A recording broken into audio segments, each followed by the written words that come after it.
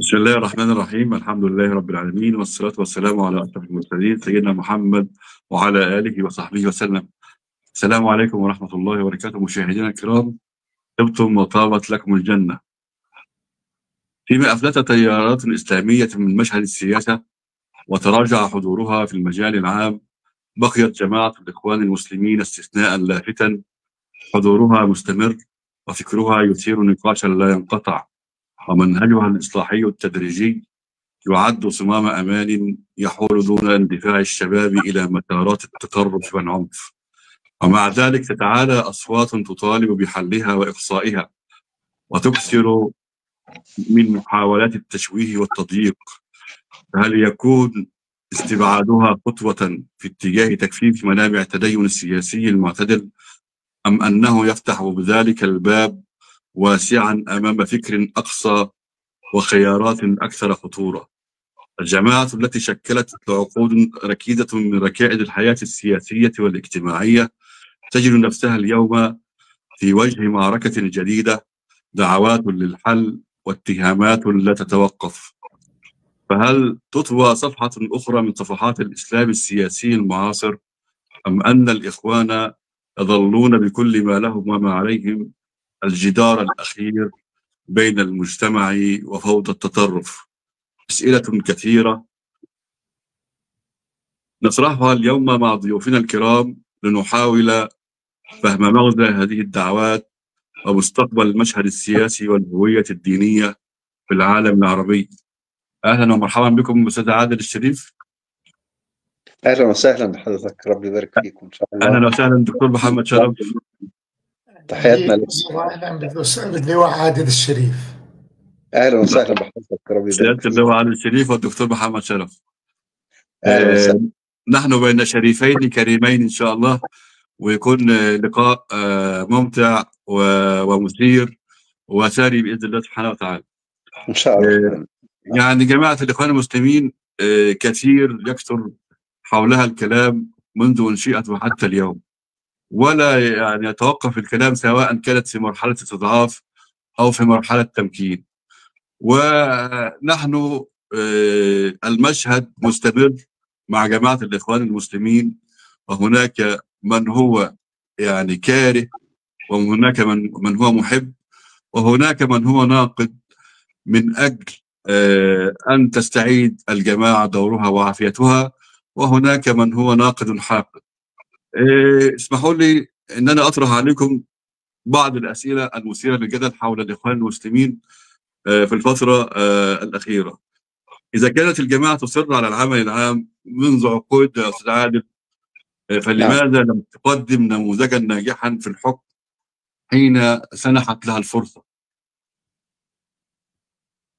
طيب، بسم الله والحمد لله والصلاة والسلام على رسول الله صلى الله عليه وسلم.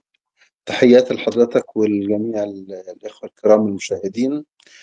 الحقيقة إن مهم جدا في الزخم حول الجماعة والنداءات المتكررة والمتعددة بشكل كبير جدا وعلى امتداد لا أقول يعني عهد الانقلاب من 12 سنة، لكن أنا أتذكر كلمة الجماعة المنحلة هذه كانت تتردد أيام الطاغية حسني مبارك. نعم. قالت الجماعة المنحلة. نعم.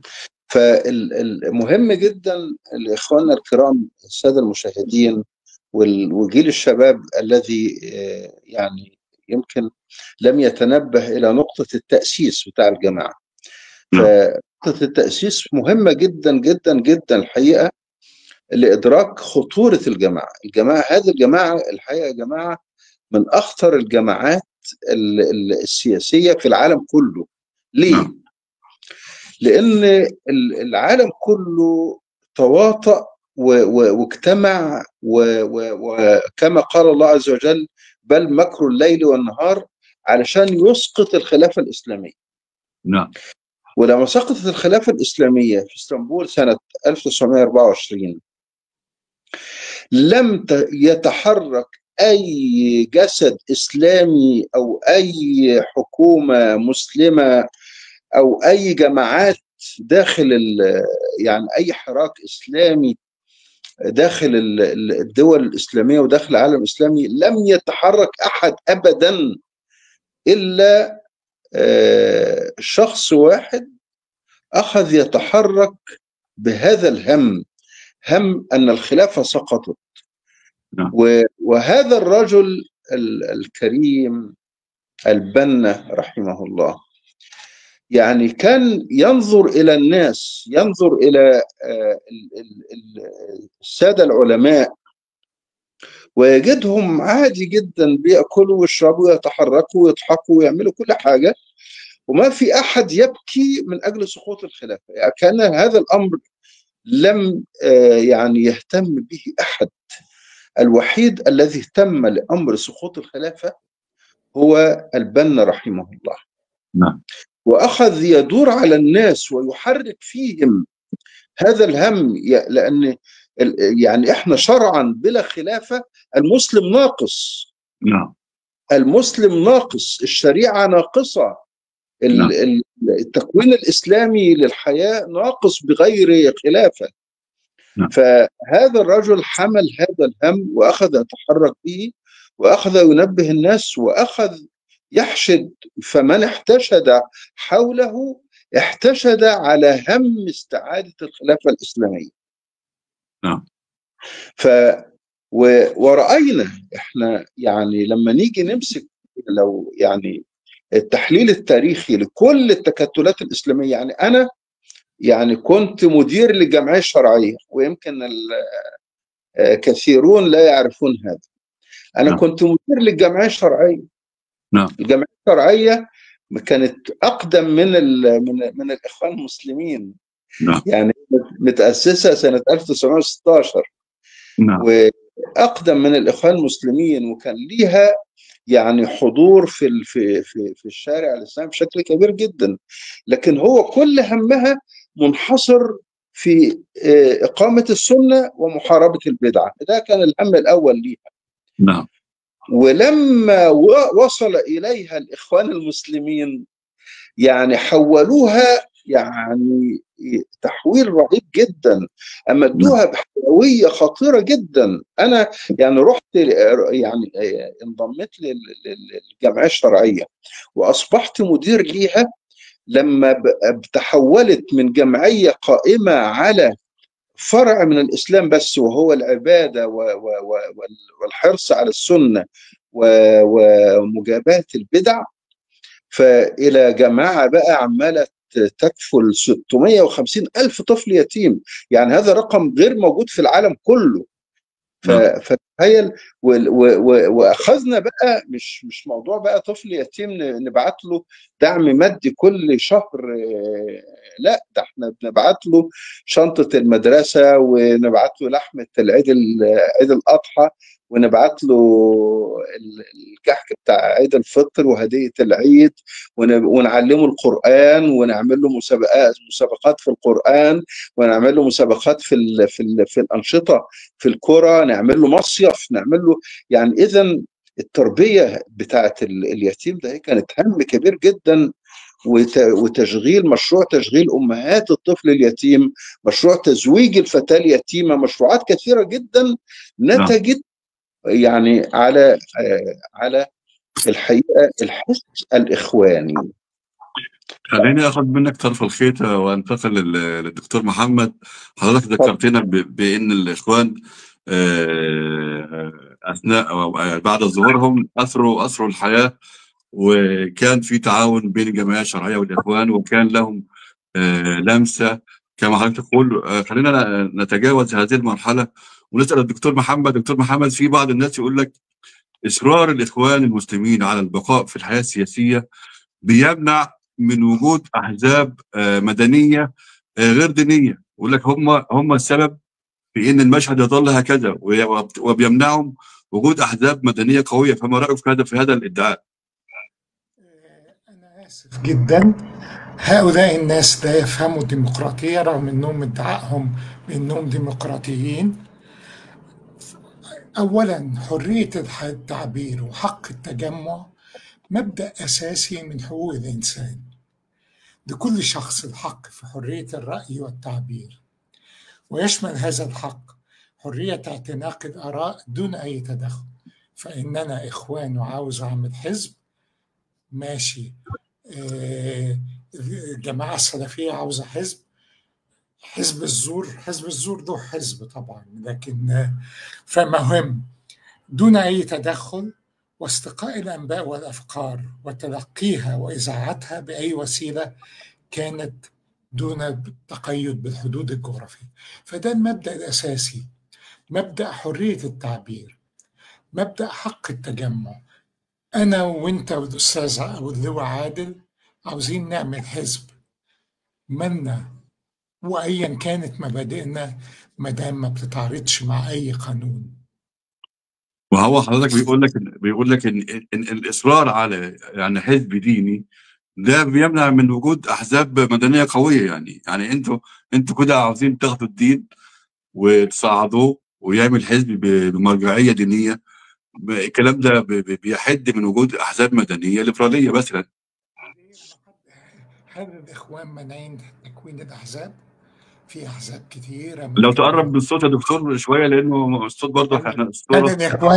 الإخوان مانعين تكوين الأحزاب؟ لا، الاخوان ما يمنعوش. لا. الاخوان يعني هو النظام بيمنع كل الاحزاب علشان في اخوان مسلمين أنا عاوزين اختياري يعملوا. أنا نعم. اختياري حزب الإخوان أنا اختياري حزب الإخوان ده حقي وحق جماعة الإخوان إنها تعمل حزب. فملهاش، دول مش ناس ديمقراطيين، دول يا يحكموا يا إحنا حق بالحكم فقط. كل ده نعم. طلب. أما الأحزاب المدنية، طب دلوقتي الإخوان مش موجودة، مش في أحزاب مدنية؟ نعم. إيه رأيك فيها يا أستاذ عادل ويا أستاذ أحمد؟ إيه رأيكم في الأحزاب المدنية دي؟ مفيش، المجال مفتوح لها. طيب يا نعم. دكتور عادل. الإخوان مش مانعين تكوين الأحزاب. استاذ عادل، معنى كده ان الاخوان المسلمين عندهم بيخفوا وراء هذا الموضوع ان وجودهم في الساحه، ان في مشروع ايديولوجي موجود عندهم، وهم بيخفوا هذا المشروع او ربما يعلنوه على استحياء. فما رايك يعني؟ هو مفيش حد بيخفي حاجة يعني.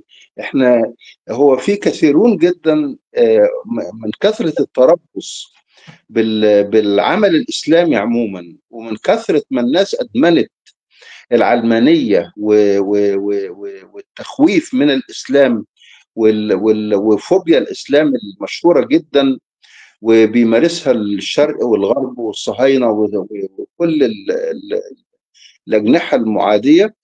فمن كثرة ذلك أصبح لدينا لدرجة أن الانقلاب الأول في مصر يهدد الناس، يقول لهم أن الإخوان دول عايزين يعيدوا الإمبراطورية الإسلامية، يعني هو يأخذ الخلافة.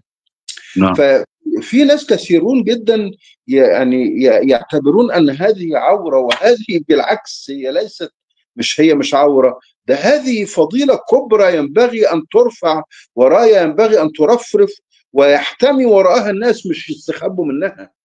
نعم. يعني راية مفروض ان هي ترفع ويزهو بها الناس ويفتخروا، مش نعم. يستحوا منها ويستتروا ويستخبوا ويقولوا لا احنا ملناش اهداف، احنا ملناش هدف سياسي. بالعكس، انا مسلم بمقدار ما الاسلام يتدخل في كل كبيرة وصغيرة في حياتي. نعم. أما مسألة إن إحنا نستحي من الكلام ده أبدا، هذا الكلام كلام الصراصير، وكلام الصراصير ما ينبغي عليه يعني أن يعيق الكبار.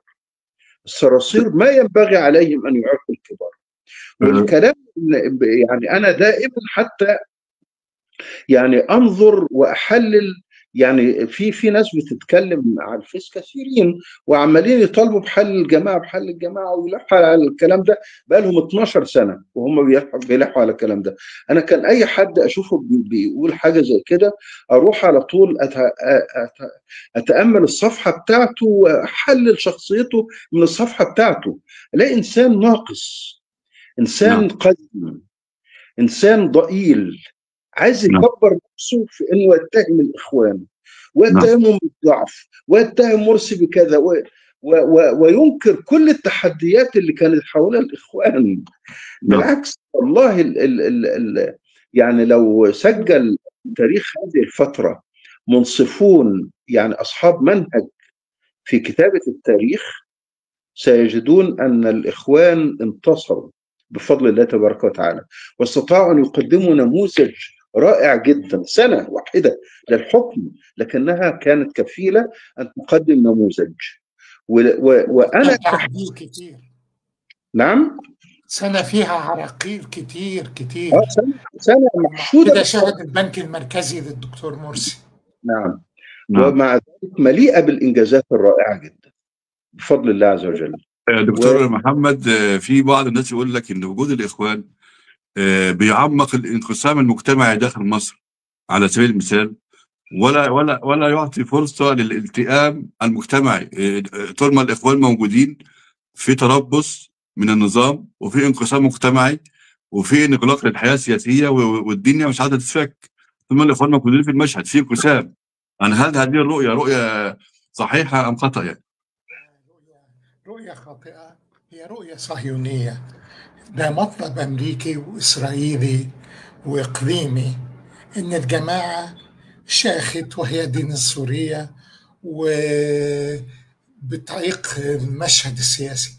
طب المشهد السياسي، أنا حزب ليا الحق في إن أنا أختار سياستي، واللي يقيمها الناس، الجماهير هي اللي تقيمها، وإذا ما عجبتش الجماهير ملهاش وجود الإخوان. فده الخطأ. لكن هذه دعوات صهيونية يا أستاذ أحمد، دي تحرم مواطن مصري من حقه في تكوين أحزاب، من حقه كتلة كبيرة. هذه الكتلة تشكل يمكن ثلث المجتمع. الإخوان لوحدهم ثلث المجتمع. فعاوز تحرمهم من حقهم، ما تشكل حزبك أنت وتشتغل أنت. لماذا يعني النادي الأهلي بيكسب الدوري؟ علشان الزمالك والترسانة يكسبوا يبقى نشيل النادي الأهلي ليه؟ لأنه طيب أستاذ عادل، برضه في هناك شبهة يقول لك إن الجماعة الإخوان المسلمين خرج من عباءتها كل أنواع التطرف، وهي لا تعتبر صمام أمان، بالعكس هي تفريخ للجماعات المتطرفة، ومن ثم هي خطر على حتى على مصر وعلى غيرها من الدول العربية. فما رأيك في هذا الكلام؟ هو الحقيقة أنا كنت عايز أغزل على نفس المنوال بتاع الدكتور محمد شرف في مسألة إن وجود الإخوان يكرس للطائفية. فأنا عايز أقول إن إحنا يعني هذا الكلام طبعا كلام غث، ولكن المتربص هو الذي يريد أن يوقظ الطائفية في وجود الإخوان عشان يعملها عائق لتقدمهم. لكن احنا عندنا نفس الموضوع ده هو احنا رأيناه في سوريا لما كان بيحكمهم بشار الأسد وحافظ الأسد، الدولة كلها واحدة، ما فيش صوت طائفي أبدا بيعترض عليه. ما فيش لا دروز، يعني يمكن ما فيش حد سمع عن الدروز غير في السنة الأخيرة ده هي. لكن ما حدش سمع صوت الدروز، ما حدش سمع صوت العلويين، ما حدش سمع صوت الأكراد. كل الطوائف ده هي كنة وساكنة وهامدة. لما خرجت الأمة في حالة ثورة ومستصحبة معها المنهج الإسلامي اللي هو أصل دينها وأصل حركتها، ودي الثقافة بتاعتها الكبرى، ابتدينا بقى نجد كل الرعاع وكل الصراصير تخرج، وكل واحد عايز يبقى له يصعد الراية بتاعته ويرفع الراية بتاعته وهكذا. فإذا أنا الحقيقة يعني إن شاء الرحمن الطوفان هذا فعلا صدق من أسماه الطوفان. الطوفان هذا سوف يزيح كل هؤلاء الرعاع، كل هؤلاء الصراصير، كل هؤلاء المنبتين، يعني الذين لا ظهرا أبقوا ولا واديا قطعوا ولا حاجة. يعني هؤلاء المنبتون سوف يسقطون جميعا، وسوف هذه الأمة اللي استقبلت الإخوان عقب الثورة، الإخوان الذين نصروا الثورة يوم، يعني في يوم الغضب، جمعة الغضب، ونصروا الثورة ولم يتخلوا عن الميدان في يوم الجمل، والجميع يعني غادر الميدان وبقى فيه الإخوان. والأمة اللي انتخبت وأعطت الإخوان أكثر من 60% من أصواتها في برلمان الثورة، وأعطت الرئيس مرسي يعني أكثر من 50%، وأعطت، والانتخاب الأكثر لمرسي هو انتخاب الدستور الذي حظي ب71%. هذه نسبة مرسي الأخيرة، أنه يحتاج 71% من الأصوات المصرية. هذا صوت الإخوان في مصر، 71% من الأصوات المصرية. وأنا فعلا والله لا أبالغ إذا قلت أنه لو حدثت انتخابات قادمة إن شاء الرحمن، وستحدث، سوف يفوز فيها الإخوان بأكثر من 80% إن شاء الرحمن. على ذكر سوريا دكتور محمد، كنا سمعنا مؤخرا أو قرأنا مقال لمستشار الرئيس السوري الأستاذ أحمد موفق زيدان، كان بيدعو الإخوان المسلمين إلى الحل الطوعي للجماعة في سوريا، رغم أنه هو من أبناء الجماعة أو من تربوا في تحت منهج الجماعة، ولكن كان بيدعو الإخوان في سوريا إلى الحل الطوعي إعلاء المصلحة العامة في سوريا. هل ترى ذلك فعلا في مصلحة عامة لسوريا، أم إنه قرار سياسي، أم إنه يعني خيارات تحت أحمد ضغط؟ موفق زيدان نعم. هو واخد باله من الإخوان، طب مش نعم. واخد باله من الدروز، مش نعم. واخد باله من قسد، مش واخد باله من العلويين. نعم. ده الإخوان يستحقوا التكريم، نعم. لأنهم لولاهم ما بدأت ثورة في سوريا، ولا كان هذا النظام الجديد كان وصل. النظام الجديد وصل على تضحيات الإخوان السابقة.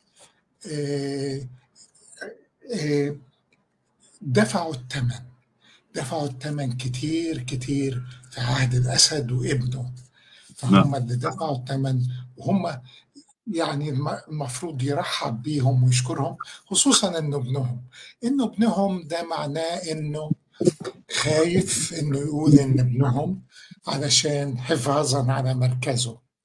نعم. ده فهمي انا للامر. لكن الكيد الاخوان وصل لسوريا. طب سوريا دول مكون اساسي، ومكون هو اللي ضحى كتير، وضحى بالغالي والرخيص،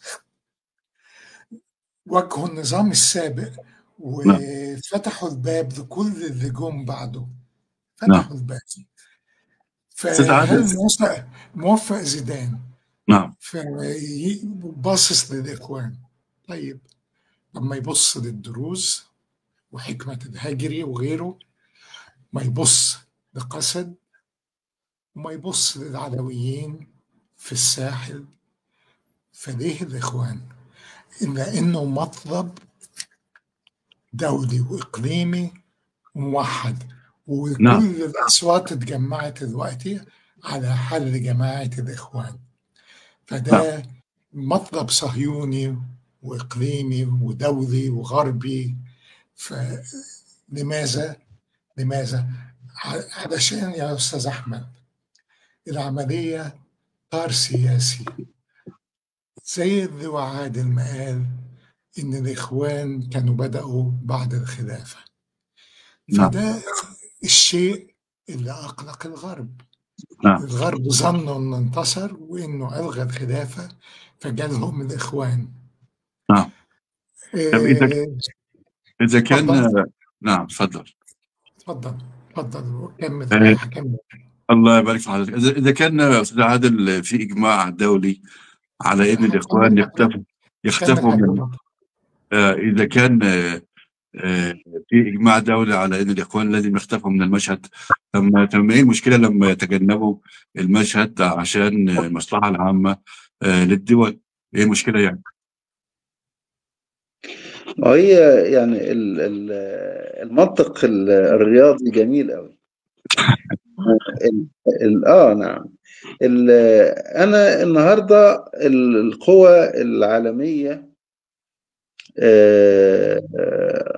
الصليبيه والصهيونيه والعلمانيه والوجوديه والشيوعيه، كل هؤلاء يعني اتفقوا على اسقاط الخلافه. نعم. الجهد الذي بذل لاسقاط الخلافه جهد جبار. نعم. جبار. نعم. يعني انا خليني النهارده مكانهم. نعم. خليني مكانهم لما نعم. يجي لي بقى ناس كده يعني ايه غلابه ويقولوا لي لا احنا عايزين نرجع الخلافه تاني. بالتاكيد انا يعني هؤلاء هحطهم في على النصب بتاع الرجم. نعم. حطهم على الصليب نعم. واصلبهم. يعني لأقطعن أيديهم وأرجلهم من خلاف. يعني فده ده رد الفعل الطبيعي إن العالم كله يريد أن يسقط الإخوان. نعم. والمشكلة مش في العالم كله، ده منطق طبيعي، ده منطق رياضي. نعم. لكن اللي مش طبيعي اللي بيدعي ان هو مسلم وانه منهم، وانه من نعم. الاخوان ومتربي تربيه في الاخوان، في صفوف نعم. الاخوان، ويجي نعم. النهارده يقول لي انا موفق زيدان يقول لي الاخوان يحلوا نفسهم ومش عارف. هذا عار.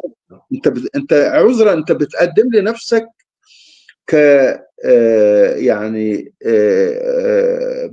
ببغاء بتردد الكلام بتاع سيادك في الامارات نعم. اللي قبضوك مبلغ كده ويقول لك يلا قول لنا الكلمه دي احنا عايزينها. لان نعم. الجدع اللي هو بتاع الشرطه بتاع الامارات بتاع زمان ده هو كان اسمه اللي هو كان قائد الشرطه في ضحى خلفان. ضحى خرفان ده. نعم. هذا اول واحد ينطق هذه الكلمه سنه نعم. 2016 نعم. بعد الانقلاب ب5 ايام. نعم. خلفان يقول لابد من اسقاط الاخوان في العالم كله. نعم. طيب يا لابد. استاذ محمد، كان في الفترة الأخيرة إن كان في أحد تصريحات على الشرق الأوسط بيقولوا إن كان في هناك مبادرة للاعتذار عن بعض أخطاء الإخوان المسلمين، ومن ثم تبقى في مبادرة للتقارب والتصالح مع النظام، والتقط إعلام النظام هذه المبادرة وبدأ يهلل ليها. فهل ترى ذلك التصرف كان تصرف يعني جدير بالقبول من النظام أم لا؟ هو اللي قام بهذه المبادرة واحد طامح مرشح رئاسة سابق، فده الفكرة، ودايما طامح للرئاسة، للكرسي، أي كرسي. أنا آسف إن أنا أقول كده. والتقط معاه برضو أحد أعضاء الجماعة من الجماعة، فلقط الخيط معاه. يعتذروا عن ماذا؟ قل لي، الإخوان يعتذروا عن ماذا؟ عن أخطائهم. يعتذروا عن أنهم نجحوا بالصندوق الانتخاب، يعتذروا عن أنهم حاولوا يوقظوا الوعي والهوية و ماذا يعتذروا؟ يعتذروا عن ضحايا رابعة، يعتذروا عن 1000 واحد في رابعة و400 في النهضة أو خلافه. ماذا يعتذر عنه؟ يعتذروا عن أنهم انقلبوا عليهم. نعم. ماذا الاعتذار؟ نعم، يعتذروا عن أخطائهم في حق الشعب المصري، ومنها أستاذ عادل بيقول لك إن حتى العمل الخيري اللي كان بيعمله الإخوان المسلمين ده كان طريق إلى التمدد السياسي، ولم يكن عمل خيري خالص. فما رأيك في هذا الموضوع؟ لا يعني عذرا، مسألة الاعتذار والمراجعات هذه يقوم بها الإنسان الضعيف، نعم. والإنسان الرخيص، نعم. والإنسان الذي لا يعرف الأساس الذي انطلق منه. نعم. لكن احنا أمة المنطلق.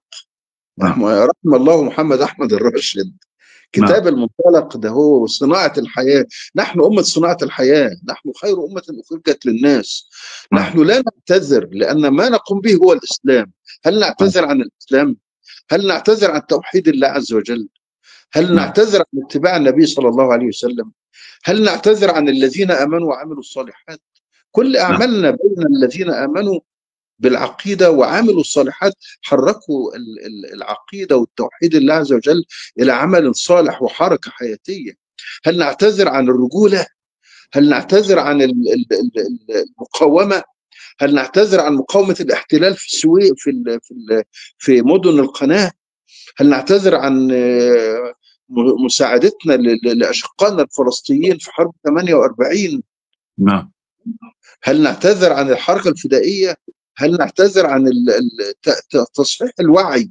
هل نعتذر عن محمد قطب اللي كتب كتاب واقعنا المعاصر اللي هو يعتبر سفر تغيير المفاهيم للأمة كلها؟ نعم. هل نعتذر عن ظلال القرآن اللي هو من غيره فعلا أنا ما أعرفش الناس اللي قرأت القرآن في غير الظلال كيف كانوا يقرؤون؟ نعم. يعني كيف الإخوان إنجازاتهم الحقيقة يعني لا تملأ أذن الصراصير، لكنها تملأ أذن وقلوب العمالقة. هو فلذلك حضرتك العمالقة نعم، لا اتفضل. يقدرون. نعم. لكن المجرمين اللي يشدني ويقول لي تعالى واعمل مبادرة واعتذر، هذا إنسان مهلهل، هذا نعم. إنسان لا يدري قيمته ولا يدري نعم. منطلقه نعم. ولا يدري يعني قدره ومقامه عند الله عز وجل. طيب حضرتك، برغم من كل اللي انت بتقوله ده حضرتك والانجازات اللي عملها الاخوان في المجتمعات، الا ان برضه في اشكاليه عند الاخوان المسلمين يا دكتور محمد، وكل ما يقربوا من الحكم بيفشلوا. يعني عندنا نماذج كتيره فاشله في الاخوان المسلمين. فشلوا في تونس، فشلوا في ليبيا، فشلوا في مصر. يعني ايه يعني حتى الان لم يقدموا نموذج للحكم ونجحوا فيه، فلماذا يستمرون؟ يا سيدي العزيز، افشلوا. لازم الفشل. ايه تعريف الفشل؟ فشلوا ما في هو الحكم. ما هو طبيعي. يعني انت حضرتك دلوقتي انت تصدرت للحكم، هل منتظر من خصمك ان هو يطبطب عليك؟ ما هو يفشلك، وبالتالي انت الخصم فشلت. بالمبادئ الديمقراطية نعم. الخصم يعترض في مجلس الشعب ومجلس الشعب يقرر. لكن هنا المبادئ كانت جبهة الإنقاذ، إنقاذ مصر من الغرق وغيره وغيره وبلاك بلوك كل ده شغل مخابرات كان يا أستاذ أحمد. ده مش فشل، ده إفشال. البنك المركزي شهد الدكتور مرسي بالنجاح، صحيح ولا لا؟ نعم. حكومة بريطانيا لجنة في البرلمان اتشكلت بعد الانقلاب. كان مطلوب من بريطانيا انها تقول ان الاخوان جماعه ارهابيه. فرئيس اللجنه كريس بلانت ده راجل محافظ وراجل مثلي كمان، قال ان الاخوان مش جماعه ارهابيه، ده الاخوان حائط صد ضد ان الشباب يتحولوا الى ارهابيين. نعم. ده هو الاخوان. فمعرفش ليه كده.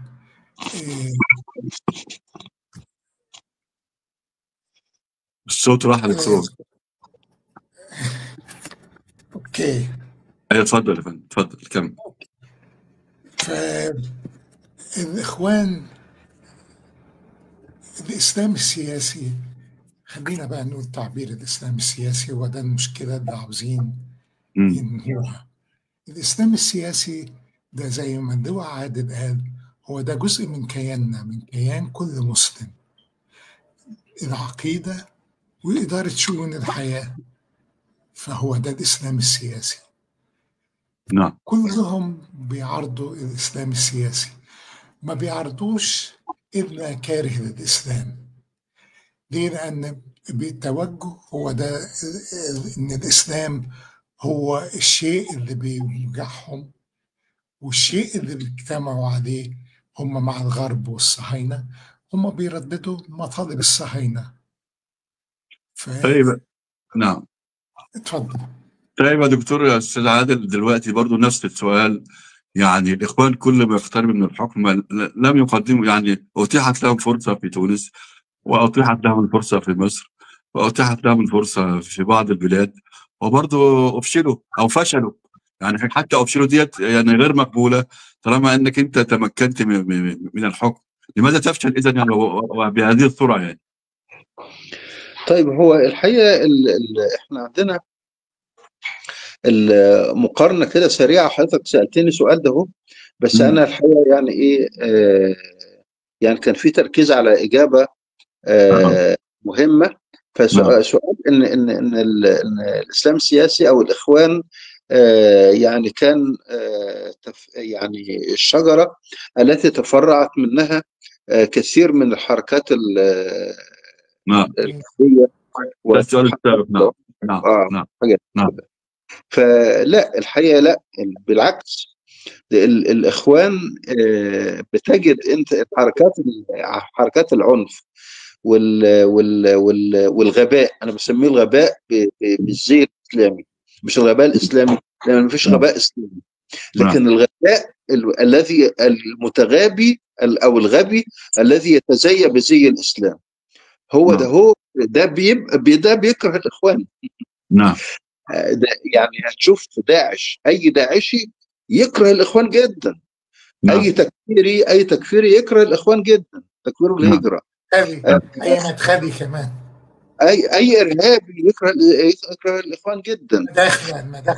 والحقيقه ان المظله اللي اظلت الفكر اللي بينبثق منها الفكر العنيف والفكر اللي بياخد يعني بيختزن العداء للناس، وبيبقى داخل مثلا عشان ياخد ارض زي داعش ولا حاجه، ياخدوا كل همهم داخل ان هو يلبس النساء النقاب والرجاله كلهم يلتحوا، ويعني ويقيم الحدود. يعني المزاج السلفنجي، انا بسميه المزاج السلفنجي، نعم. واخد بالك؟ هذا بعيد عن الاخوان تماما. الاخوان نعم. لا، الاخوان نعم. الحريه، الخصوبه الفكريه، الهدوء، الريلاكسيشن الجميل، نعم. الجمال، حب الجمال. ما في احد تحدث عن الجمال نعم.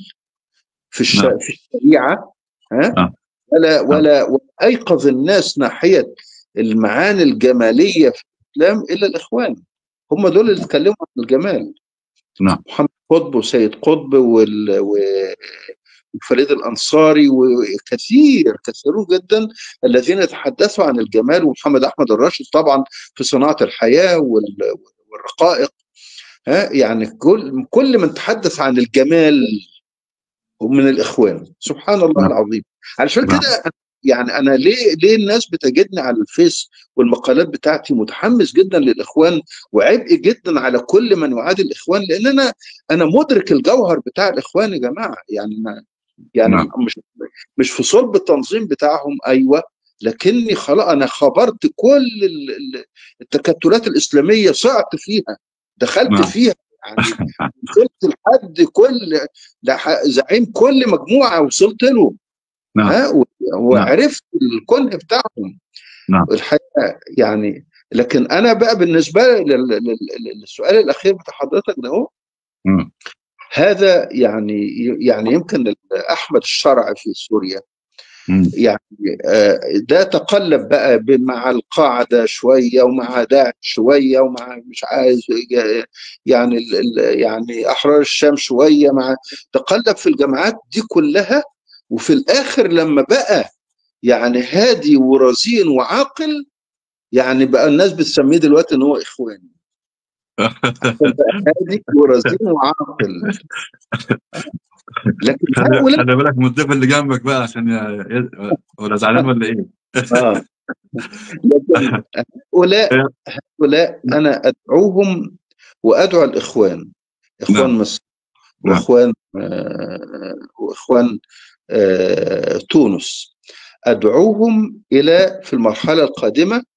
ان المرحله السابقه كان لازم احنا في عقب ثوره لابد ان انا ادي حريه، زي نعم ما دكتور مرسي كده ادى حريه، راح نعم مسك الصحفي اللي شتمه وافرج عنه وما خلوش يبات في السجن، وراح مغير يعني ماده في الدستور، ها، نعم علشان نعم اللي ينال من رئيس الجمهوريه ده هو ما يتظلمش وما يتسجنش. نعم وراح افرج عن البنت اللي كانت في السودان، راح نعم بنفسه بالطياره ونزل في مطار السودان وجاب البنت اللي كانت مسجونه.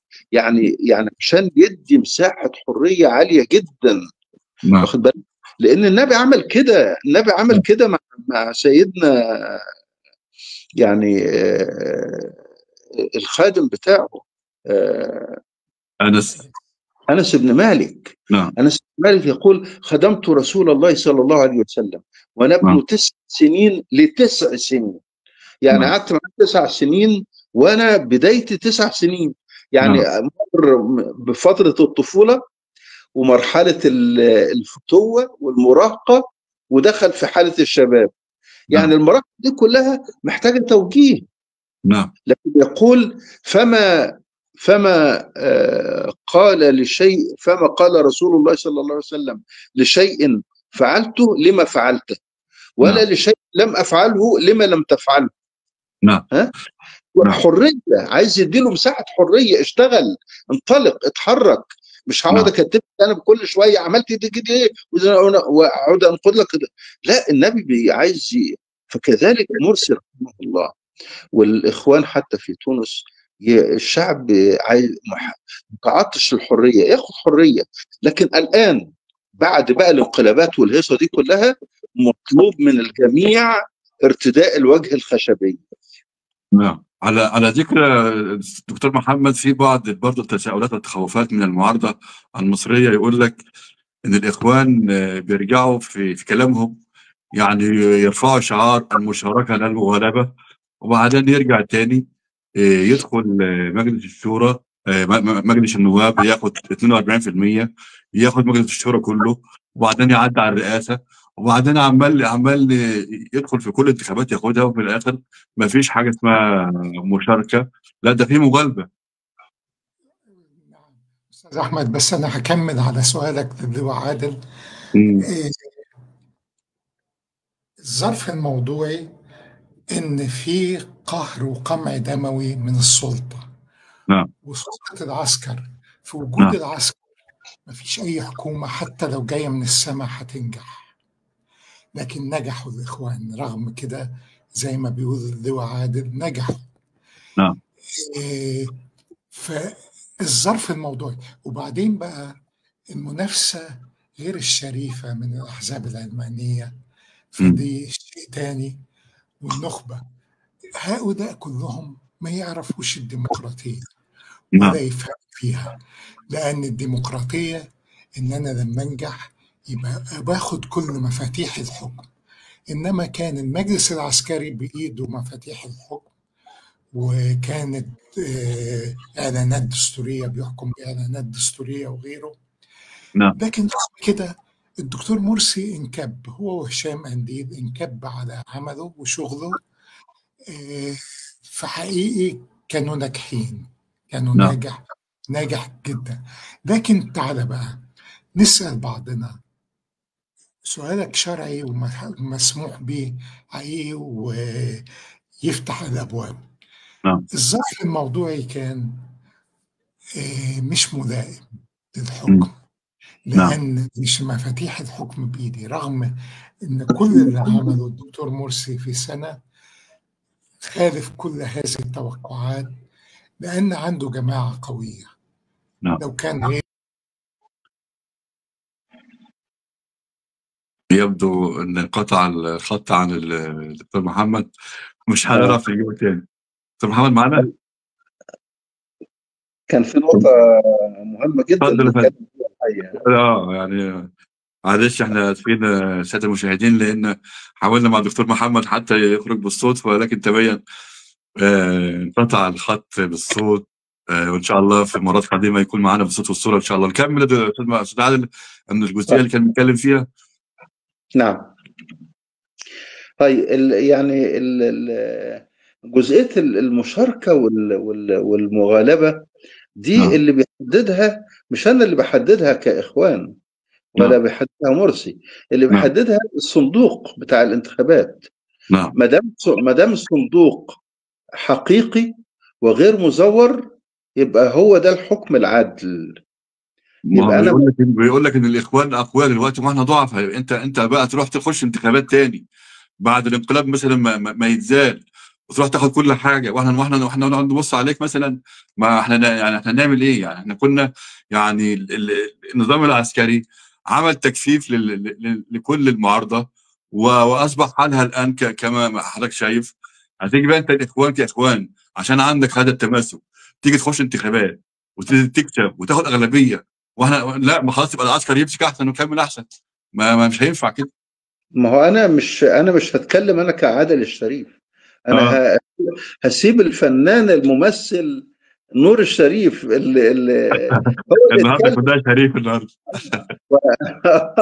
نور الشريف ممثل سينما.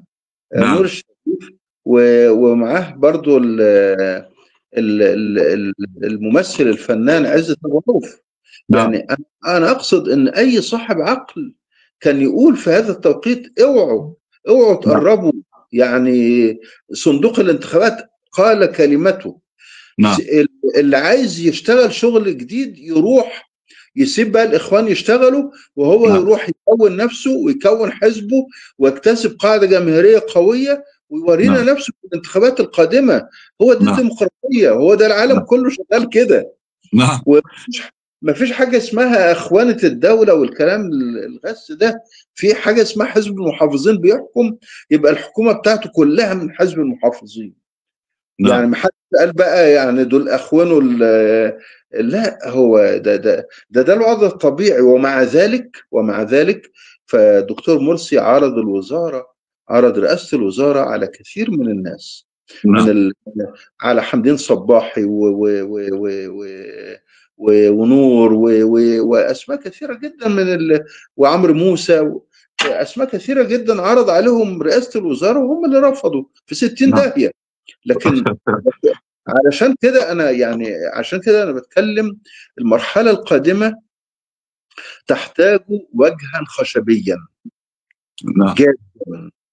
موضوع الرحمه الواسعه ده، هي لا لا لا، قلل بقى خلاص. تمام، نعم. عشان ما نسمحش للدبابه ان هي ترجع تاني تبقى هي اللي نديلها سكه وصول لينا. وانا طيب يا اعتقد استاذ عادل انت، انا حضرتك كده برضو لم تراعي الظروف السياسيه التي ادت الى تجريف الحاله السياسيه في مصر. وهل من الممكن ان احنا نعرض يعني شيء من التوافق قبل الانتخابات، والكل يشارك، ولا يعني عن الوجه الخشبي؟ دكتور محمد رجع تاني. دكتور محمد ايوه ايوه يا استاذ احمد. حاول يعني تظبط. هكمل الجزء الاولاني اللي كنت اتفضل يا فندم. اتفضل. الجزء اتفضل يا اشوفه دكتور. مهم اتفضل يا شويه. دكتور. اتفضل. الظرف الموضوعي كان مقاليد الامور كلها في ايد العسكر، وكانت الدكتور مرسي وحكومته انجزوا انجاز رهيب في ظل ظروف صعبه ومواتيه، لان في وجود العسكر لا يمكن لاي حكومه من السماء ان تنجح، لكن صحيح. هم نجحوا رغم كده. نعم فالسؤال هل كان الحق إن إحنا ما ندخلش للسلطة، ما نعم بناخدش السلطة، أو ناخد السلطة؟ نعم كان الرأي اللي بيقول، في رأي بيقول إن مدام مش في إيدي المفاتيح كلها، كانت الجيش، المخابرات، أمن الدولة، كل حاجة كانت في إيد العسكر نعم وفي إيد الدولة العميقة. وبعدين كان آه، العلمانيين منافستهم غير شريفة كانت. نعم كل ده كان بيقول إن إحنا نسيب السلطة وما نتولهاش الوقت ده، لأن ده مش مناسب. لكن رغم كده كان في نجاح هايل ورائع، وإلا ما كانوش تركوا الدكتور مرسي، وإلا ما نعم كانوش تركوه. آه، لماذا لم يتركوه؟ لأنه نجح. طيب الحل التاني كان إيه؟ إن إحنا ما ندخلش انتخابات أو ما ندخلش كل حاجة ما دام الحكم بإيد السلطة العسكر و نعم ده أولا مبادئ مضادة للديمقراطية، مخالفة، لأن اللي بيفوز بيتولى كل المقاليد وبيتسلم كل مقاليد السلطة. نعم طيب لكن إن الإخوان دخلوا، أنا شايف إنه صح، لأنها أصبحت عملية مغالبة. أوكي. آه، آه، منازعة على الحكم، وده نعم حق أي حزب، حق أي حزب، حقي وحق الدكتور عادل، اللواء عادل، وحقك أنت إن أنا أنافس على السلطة. نعم من حق أي واحد، أي مصري من حقه ينافس على السلطة. فهنا نعم أصبح، هنا السبب بقى، رغم الانقلاب ورغم كل شيء، إلا إن في منازعة، بدليل دعوات الحل دلوقتي اللي جت من اسطنبول واللي جاية من أوروبا. وده ليه؟ لأن الإخوان أقوياء، رغم إنهم في وضع سيء، وضع صعب دلوقتي، لكنهم أقوياء. نعم وزي ما قال اللواء عادل، لو خدوا 3 شهور كويسين هيفوزوا 80% وأكتر. نعم فده هو الشيء. لكن كان في جزء من السؤال نسيته بقى أنا يا أستاذ أحمد. اتفضل اسأله. طب أنا ليا سؤال لحضرتك، معلش يا دكتور محمد. اتفضل يا فندم، اتفضل تعالى اسالك. إحنا عايزين نفترض إن الإخوان في التوقيت اللي هم أعلنوا فيه ترشحهم ل... ل... لمقعد الرئاسة، إن هم اجتمعوا، وعلى عكس ما حصل يعني الاجتماع بتاع مجلس الشورى قرر إنه لا، مش هننزل الانتخابات. وبعدين وجدنا بقى خلاص ما فيش ممثل للإخوان هينزل. وجدنا بقى إن اللي نجح في الانتخابات ده عمر سليمان ولا عمر ولا سليمان استبعد أصلا. نعم اه احمد حمدي شفيق أحمد مثلا، احمد شفيق شفيق ولا احمد أحمد شفيق احمد شفيق كان نجح مثلا بعد الثوره. في الحالة ده هي، لو أحمد اه شفيق كان نجح مثلا في اه هذه الحالة والإخوان ما نزلوش بقى، في نعم هذه الحالة نشطاء الثورة هينكد بالإخوان. لا يعني هو الدكتور عادل بيسال حضرتك يعني رفقاء الثوره ما فيش اخوان، هو لما ينجح احمد شفيق كان هيقولوا ايه وقتها يعني؟ كانوا يقولوا الإخوان ضيعونا نار وسببوا نار العسكر ولا جنة الإخوان يا أستاذ أحمد. نعم العسكر نعم الإخوان الإخوان. ضيعونا وبهدلونا وعملوا ثورة وما كملوهاش، مش كده؟ نعم نعم نعم ما هو ما كده كده. كده كده وكان اخوان ساعتها وكده، يعني كده اخوان وكده اخوان ما فيش فايده يعني. كان ساعتها الاتهام للإخوان هيبقى رهيب جدا جدا جدا. نعم نعم، ومفهوم المخالفه يا استاذ عادل ودكتور محمد، يعني لو لم يكن هناك إنجاز للإخوان المسلمين في دخول الانتخابات من أنهم قطعوا الشرعية على النظام العسكري، أن هو ياخد شرعية دستورية شعبية بعد ثورة، يعني كفى هذا إنجازا كبيرا للإخوان المسلمين أن هم قطعوا الشرعية الدستورية لهذا النظام. يعني ده نعتبره إنجاز كبير، وما بعده يعني ليس مهما في هذه المرحلة. ورغم كما مرور أقول الآن في منازعة يا أحمد نعم مع العسكر ومع القوى المنوئة للإخوان. في منازعة اتوجدت بسنة الحكم هذه، اتوجدت هذه المنازعة، نعم فده فايدتها. نعم فأنا علشان كده برجح إن الإخوان كانوا داخلين وده الصح. نعم بس طبعا كنت طبعا نفس الوقت كنت بفكر ليه بقول كان المشهد برضو قبل الانتخابات يا أستاذ أحمد نعم يومئ بأن مفيش أدوات سلطة للإخوان. كان المجلس العسكري مسيطر نعم بالإعلانات الدستورية وخلافه. فده كان، ودول ما بيفهموش، العسكر ما بيفهمش ديمقراطية، ما بيفهمش إن حكم الشعب للشعب. وحتى القوة المعارضة لم تكن تفهم الديمقراطية، كانت إنها تحكم، أو إنها هم الأولى بالحكم من الإخوان ومن أي حد، رغم نعم إن الشعب ما اختارهمش. نعم. طيب أستاذ عادل، تعقيب أخير عشان نختم، لأن إحنا خدنا كده ساعة إلا 5، ناخد 5 دقايق كمان، وإن شاء الله لو في كلام تاني يبقى في حلقة تانية إن شاء الله، يكون الدكتور محمد معانا بصوت وصورة إن شاء الله المرة الجاية. طيب ان شاء الله الرحمن. انا بس ليا تعقيب الحقيقه، وهو مش تعقيب، هو رجاء.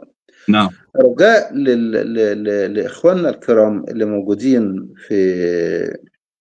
في تركيا بالذات، يعني اساسا في اكبر تجمع يعني نعم لاخواننا هناك في هذه الارض المباركه، ان هم يتعاملوا مع الجميع، يفتحوا صدرهم للجميع، لان يعني في كثيرين جدا، يعني أجد يعني لما أتعقب الغصة التي الموجودة في قلوب هؤلاء من الإخوان، أجدهم يعني يقولوا إن الإخوان بيقفلوا على نفسهم، بيساعدوا اللي في صفهم، بس أي حد نعم بره بيحجموا عنه كذا كذا كذا. وبرغم نعم إن أنا يعني عارف إن طبعا إن الدنيا مش مفتوحة ليكم بشكل جيد يعني هناك، لكن أنا أرجو بذل أقصى جهد ووسع الطاقة في احتواء الآخرين والعمل على حل مشكلاتهم، ونفديهم بروحنا. هم كلهم يعني إخواننا وأحرار وطيبين، وخرجوا من بلادهم لله عز وجل. فإن شاء الله الرحمن يعني ما نتأخرش عن دعمهم ما استطعنا إلى ذلك سبيلا إن شاء الله. أنا جزاكم أطمن الله. حضرتك يا أستاذ عادل إن ما يتردد في هذا الكلام يعني غير صحيح بالمرة، بل الإخوان يسعون للقريب والبعيد، والكل هنا يعني ما خرج إلا كما ما خرجنا نحن كلنا، يعني ابتلينا إن النظام العسكري أخرج وجعل كثير من الناس يضطروا للخروج، وبالتالي الإخوان المسلمين برغم أنهم ليسوا الفصيل الواحد هنا، ولكنهم يبذلون ما يستطيعون مع الجميع دون استثناء أو دون تصنيف أو دون تمييز. وأنا قريب من بعض الحالات في بعض الأشياء، وأستطيع أن أؤكد لك ذلك تماما، أن الإخوان المسلمين لا يفرقون في خدمتهم لأي حد، يترك بابهم وبابهم دائما مفتوح على قدر المستطاع، لأن في بعض التصورات ان الاخوان ليسوا هنا وزراء وليسوا رؤساء يعني، طبعا ولكن طبعا. بقدر لا، الامكان فاهم بيفعلوا طبعا. اشياء كثيره جدا. دكتور محمد، لو عندك تعقيب اخير علشان نختم. اتفضل. أستاذ أحمد، مطالب حل الجماعة ده مطلب أمريكي إسرائيلي نعم إقليمي، نعم مفيش خلاف فيه. مطلب إقليمي إسرائيلي إقليمي، لأن ده موقف، لأن الإخوان بتدفع ثمن تاريخي من سنة 28، وخصوصا في سنة 48 بقى وقفتها قدام إسرائيل، ولولا النقراشي وخيانته الجامعة العربية وخيانتها و كان ما يدروش على الإخوان. نعم فده إسرائيل لغاية دلوقتي ما بتسيبش طرها مع الإخوان. طيب، من 30 سنة نجحت الصهيونية وأمريكا والأنظمة، الأنظمة الإقليمية في تفكيك كل السياسة وكل شكل من أشكال السياسة وأشكال حزبية. الساحة دلوقتي أجدبت، إلا الإخوان ما يدروش عليها. فده السبب، رغم إن الإخوان بقى لهم 10 سنين بره السلطة، والإخوان إما في القبور أو في الأسر. 11 سنة الآن لا زالت تجئة الإخوان وحل الإخوان. وللأسف البعض ممن ينتمي للتيار الإسلامي هو بيردد نفس المقولات في حل الجماعة. وبعدين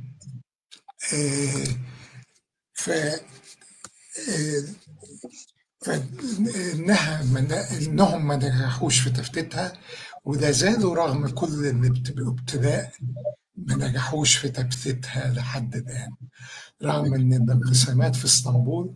بس حقيقي أنا لا أعول على الخارج، أنا أعول على الأسرى في الداخل، هم الأبطال حقيقي. نعم. ويبقى السؤال الملح: إذا ما غابت جماعة تحمل مشروعا إصلاحيا تدريجيا فمن يملأ الفراغ؟ أتكون الساحة مفتوحة لتيارات مدنية جديدة قادرة على تجديد الساحة السياسية، أم أن فقدان هذا الاستثناء الباقي سيطلق العنان لأصوات التطرف والعنف لتملأ الفضاء الحالي؟ إن الدعوات إلى حل الجماعة تثير أكثر مما تجيب، وتترك المشهد مفتوحا على كل الاحتمالات بين من يراه خطوة ضرورية للأمن والاستقرار ومن يخشى أن يكون مقدمة لفوضى أكبر. يبقى المستقبل معلقا، والإجابة على هذه التساؤلات رهنا للأيام القادمة. أشكركم شكرا جزيلا أستاذ عادل الشريف، كما أشكر الدكتور محمد شرف، وإن شاء الله يكون في الحلقة القادمة معنا بالصوت والصورة. ونعتذر للسادة المشاهدين عن هذا الخلل الفني، وإن شاء الله نراكم على خير في حلقة قادمة بإذن الله. السلام عليكم ورحمة الله أستاذ وبركاته. أحمد، تفضل يا فندم. شكرا لك على توجهاتك، حقيقي ده منبر هايل. الأستاذ عادل سعيد بيه كما أرى في عينيه. فده منبر تشكر عليه، والفكر اللي بتقوم به، وده منبر جديد بيدينا تنفس وهواء جديد. إن شاء الله إن شاء الله يبقى بخبرتكم وعلمكم وإثرائكم الجميل إن شاء الله، ونراكم على خير في الحلقة القادمة بإذن الله. السلام عليكم ورحمة الله وبركاته. السلام ورحمة الله، في أمان الله، جزاكم الله خير كثيرا. السلام عليكم. مع السلامة. عليكم السلام ورحمة الله وبركاته. مع السلامة. في أمان الله حبيبنا، في أمان الله دكتور محمد.